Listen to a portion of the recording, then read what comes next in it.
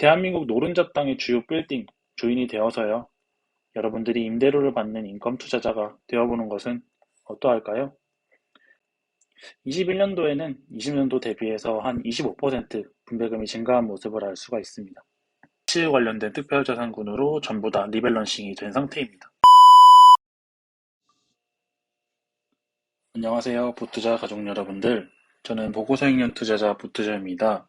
이번 영상에서는 연금자산 그리고 인컴 투자를 할 수 있는 굉장히 우량한 ETF에 대해서 소개를 드리고자 영상을 제작하게 되었습니다. 영상 제목에서도 써있듯이 소개드릴 ETF는 타이거 부동산 인프라 고배당이라는 ETF입니다. ETF에 투자하시면 5,000원 커피 한 잔으로 여러분들은 대한민국 노른자 땅에 있는 부동산에 투자하실 수 있고요. 완벽한 인컴 투자를 진행할 수 있게 됩니다. 그럼 영상에서 어떠한 이유 때문인지 그리고 어떠한 자산들을 보유하고 있는지 같이 고민해 보도록 하겠습니다. 먼저 이 ETF는 시총이 한 1200억 정도 되고요.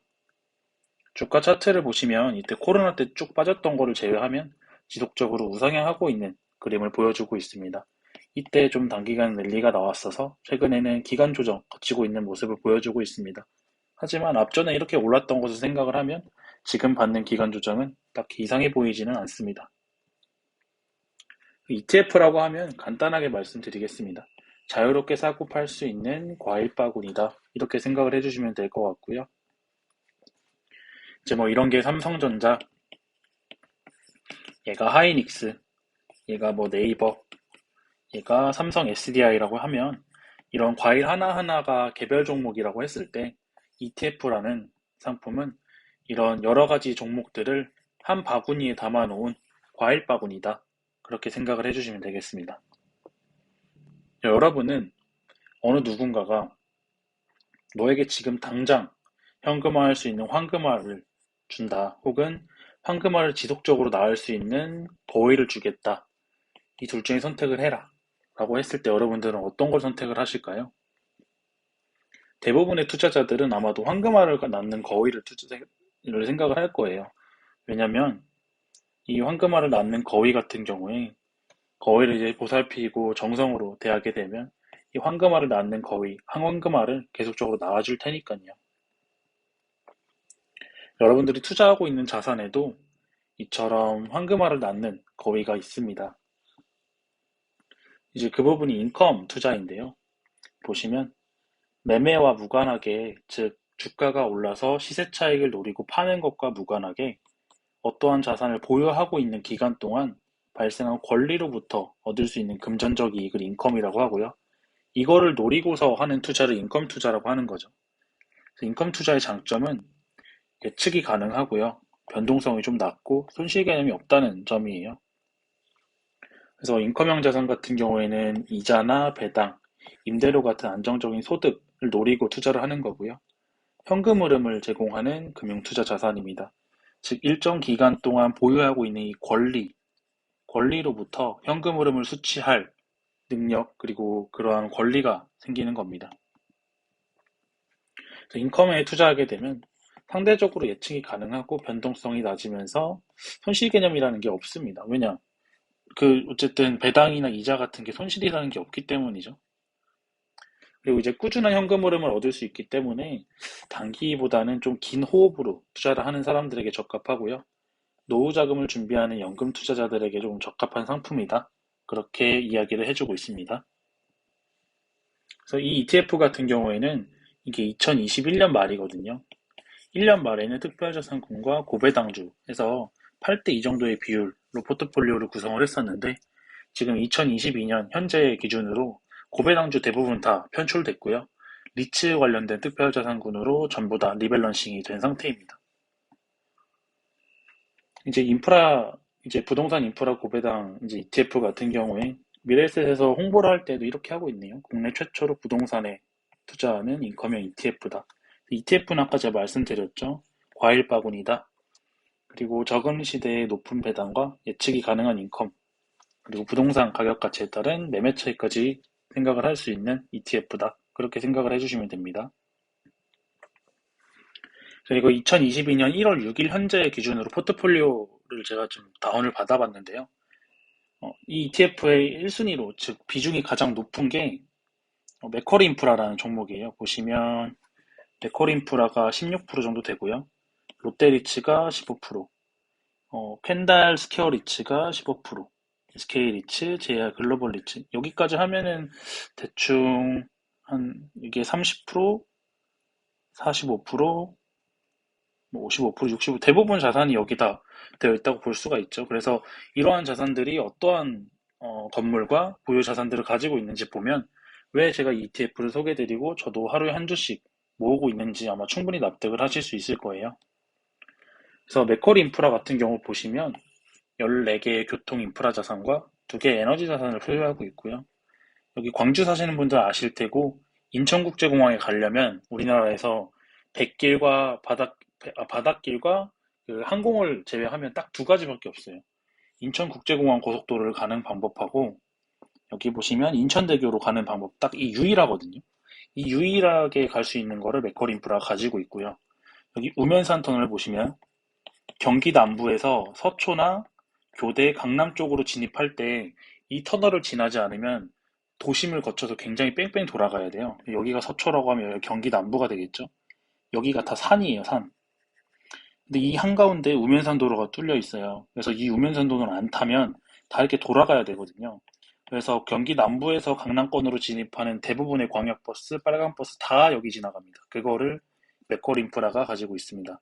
이렇듯이 제가 지금 인천국제공항하고 인천대교, 우면산 터널만 말씀을 드렸겠지만 여기 있는 대부분의 자산들이 꼭 이거를 사용해야만 되는 독점력을 가지고 있는 자산들에 투자를 하고 있어요. 맥쿼리 인프라가. 그래서 그런 부분들은 제가 맥쿼리 인프라 따로 준비해 놓은 영상이 있으니까요. 참고해 주시면 좋을 것 같고요. 이제 롯데리츠 같은 경우에 뭐 많이들 아실 거예요. 보시면 롯데리츠가 가지고 있는 투자자산 현황인데요. 롯데백화점 6개 가지고 있습니다. 강남점에 롯데백화점 있는 거 아시죠? 거기 강남점, 창원에 창원점, 경기 구리점, 부천시의 중동점 롯데백화점, 그리고 광주 동구, 경기도 안산시에 있는 롯데백화점 가지고 있고요. 김포의 물류센터도 가지고 있고, 롯데마트도 4개 가지고 있네요. 경기도 의왕, 인천 계양, 강원도 춘천, 경남 김해 가지고 있고요. 프리미엄 아울렛 이천 아시는 분들 많으시죠? 여기 되게 데이트 가기도 좋고 드라이브 가기도 좋더라고요. 여기 이천 프리미엄 아울렛 그리고 대구, 청주에 있는 것도 가지고 있습니다. 그래서 배당 수익률은 한 5% 후반대가 되고 있네요. 그리고 ESR 캔다 스퀘어 리츠 같은 경우에는 물류센터에 투자하는 거예요. 그러면 자리츠 해서 여기 지금 이천, 용인, 고양, 부천 뭐 대한민국 대부분 물류센터 가지고 있는 거고요. 다음으로 SK 리츠 같은 경우에는 여기 그 종강역, 광화문역 근처에 SK 서린 빌딩이 있어요. 그 서린 빌딩하고 전국에 한 116개 주유소에 투자하고 있는 SK 대기업의 스폰을 받는 리츠 회사예요. 그리고 JR 글로벌 리츠 같은 경우에는 임차인이 벨기에 정부 산하건물관리청이에요. 그래서 임대 기간도 2034년까지 아직 기간이 많이 남아 있어서 배당을 안정적으로 수취할 수 있는 리츠거든요. 제가 지금 보여드린 리츠의 보유자산 같은 경우가 지금 여기 타이거 부동산 인프라 고배당에서 대부분의 포트를 차지하고 있는 애들이거든요. 이 우량 자산들에 투자를 하고 있고, 뭐 여기 지금 뒤에 있는 것도 되게 우량한 자산들이에요. 코랑코, 뭐 신한 알파레츠, 신한서부, NH 오렌지 저는 이제 개인 종목으로 투자를 하고 있는데 이제 어쨌든 비중이 높은 부분들만 설명을 드렸고 그러한 부분들이 굉장히 우량한 자산들에 지금 포진이 되어 있다. 그렇게 이해를 해주시면 되겠습니다. 이 부분도 뭐 이제 미래에셋 자산운용에서 이 인프라 고배당 ETF를 소개할 때 작성을 했던 거고 이거 2019년 자료니까 여기 있는 비율이라든지 이런 건 좀 다르겠지만 아래 있는 내용은 뭐 딱히 변한 게 없으니까 이 부분 참고하시면 되겠습니다. 그리고 리츠 투자의 장점이 있는데요. 배당 수익률이 높고요. 건물 같은 경우에 직접적으로 여러분들이 매매를 하시면 부동산에 내놓고 그거 살 사람도 찾아가지고 다시 그 건물이 현금으로 바뀌는데 시간이 굉장히 오래 걸립니다. 그런데 리츠 같은 경우에는 주식시장에서 거래가 되다 보니까 그 주식을 바로 팔면 2거래일, 3거래일 만에 바로 현금화를 할 수가 있는 거죠. 그리고 개인이 직접 거래하는 것보다 리츠 회사에서는 전문적인 운용 인력을 가지고 운용을 하고 있고요. 공시 의무가 있기 때문에 투명하다는 장점도 있습니다. 그 제가 이 부분 가장 좋아하는 건데요. 아마 이 영상을 보시는 분들 중에서는 부동산에 직접 투자하고 계신 분들도 분명히 계실 거예요. 그래서 여러분들이 직접 부동산에 투자하는 방식과 리츠에 투자하는 방식 좀 비교를 해보겠습니다. 부동산에 직접 투자하기 위해서는 투자 금액이 목돈이 필요하게 되죠. 근데 리츠에 투자하게 되면 소액으로도 꾸준히 투자가 가능하고요. 세금 같은 경우에도 직접 투자 방식은 세금 부담이 많은데 리츠는 세금 부담이 좀 적고요. 투자 같은 경우에도 개인이 하게 되면 조금 리스크가 클 수 있으나 리츠는 숙련된 전문가에 의해서 자산이 운용되기 때문에 어느 정도 전문성이 좀 더 높을 수 있다. 저는 이 부분이 가장 중요하다고 생각을 하거든요. 여러분들 부동산 가지고 계신 분들 한번 팔아보려고 부동산에 내놔 보신 적 있으신가요? 이 유동성 현금화 하는데 최소 1년에서 아예 안 팔릴 가능성도 있는 거죠. 그러게 투자 금액을 다시 현금화하고 유동성 하기까지 되게 오랜 시간이 소요가 되는데 리츠에 투자하게 되면 그냥 원하는 시점에 현금화가 가능해요. 저는 이 부분이 가장 매력적인 부분이라고 생각을 하거든요. 두 번째는 이거예요. 전문가들이 운영한다. 첫 번째는 현금화가 언제든지 가능하다. 이 ETF 가장 기본적인 정보는 아까 말씀드렸듯이 자산 규모는 1200억 정도 되고요. 19년도에 상장을 했습니다. 보수 같은 경우에는 연 0.29%고요. 과세는 매매 차익에 대해서는 비과세, 분배금에 대해서는 15.4% 떼고서 분배금이 지급되게 됩니다. 그리고 분배금 같은 경우에는 지급 기준일이 매 1, 4, 70 마지막 영업일에 분배를 하게 되고요. 7일 영업일 이내 지급을 하게 되네요. 현재 분배금 지급 현황을 보시게 되면 2021년도, 2020년도에 분배금 지급한 거라 알 수가 있고요. 뭐 이제 네 번에 나눠서 지급을 하게 되고 지급일 같은 경우에는 2, 5, 8, 10일 이렇게 지급을 하네요. 작년 2020년에도 2, 5, 8, 10일 이렇게 지급을 했었고요. 그래서 여기 보시면 2020년에는 분배금이 한 240원 정도 됐고요. 21년도에는 한 300원 정도 돼서 21년도에는 20년도 대비해서 한 25% 분배금이 증가한 모습을 알 수가 있습니다.